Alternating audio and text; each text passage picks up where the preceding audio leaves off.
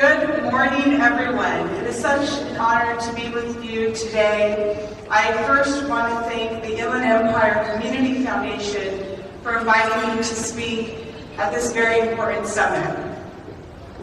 Your shared commitment to equity, opportunity, and regional resilience truly defines what leadership looks like in all of our communities. As your state senator, I carry with me every day the voices of the Inland Empire, the working families, the small businesses, the students, the frontline workers, and the immigrant communities who make our region one of the most dynamic and fastest growing in our state. Please welcome to the stage President and CEO of the Inland Empire Community Foundation, Michelle Decker.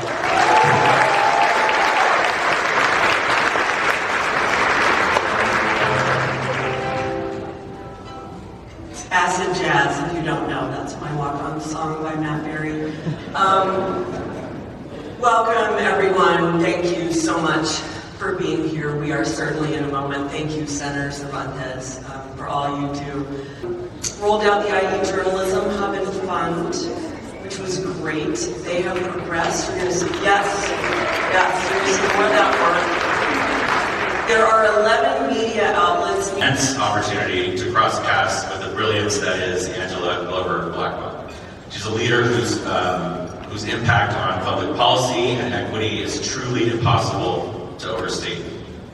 Angela is the founder in residence at PolicyLink, the organization that she established in 1999 to center racial and economic equity in policy solutions. Under her leadership, PolicyLink has become a national force that lifts up communities too often left behind and push public systems to serve all people more fairly. It is such a pleasure to be here. I have so many thoughts about the Inland Empire and how important it is. And when I got the invitation to come to this event, I just said yes right away because I want to get to know you better, I want to spend more time here, and I want to be able to really help to invest in the vitality that is taking us in a new, exciting direction. But I'm particularly interested in the Inland Empire because I think it is well positioned for California's future. That the diversity that is here, the kind of employment that's here, the issues that people are focused on, and the diversity of political views in this area, I think really set the Inland Empire up to be able to be a model and develop some tools for how we live together so that everybody can flourish. I think the Inland Empire has great potential in that. In our region.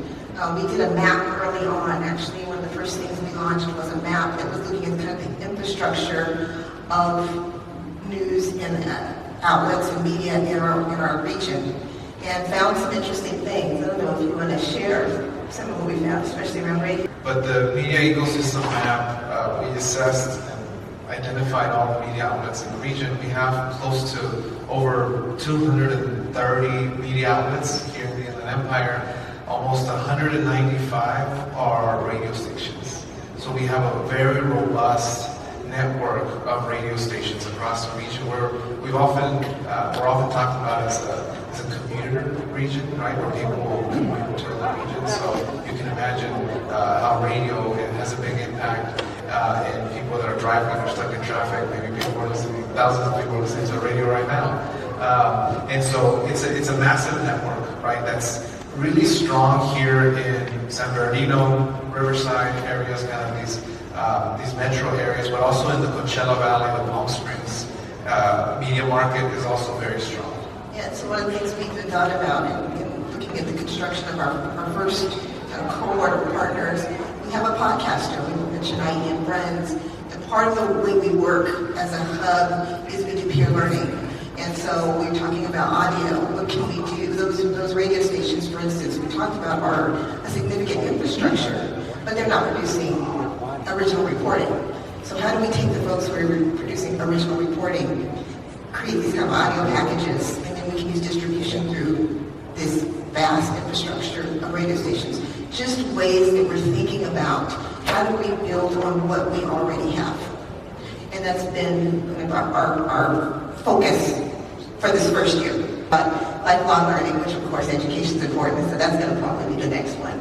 Absolutely. Well, and you all met one of our lifelong learners and mentors, Panchito Veraz, who's leading our reporting and coverage around learning and working with youth. But that's really, it's Sue Maravilla from Mindful Media Makers who are behind that and are doing amazing work across the region, working with youth, working with school districts. If you all are looking to engage youth and looking for partnerships, they're an amazing resource and they're available to work, and we all work together. I know Panchito's here. I see him out there. He's going to be joining you all. He might also be interviewing some of you all later today. So. Here with Panchito and family. Because Mara and Josue are Panchito's parents. Panchito and family have added a sense of whimsy and silliness to this summit that I will definitely remember.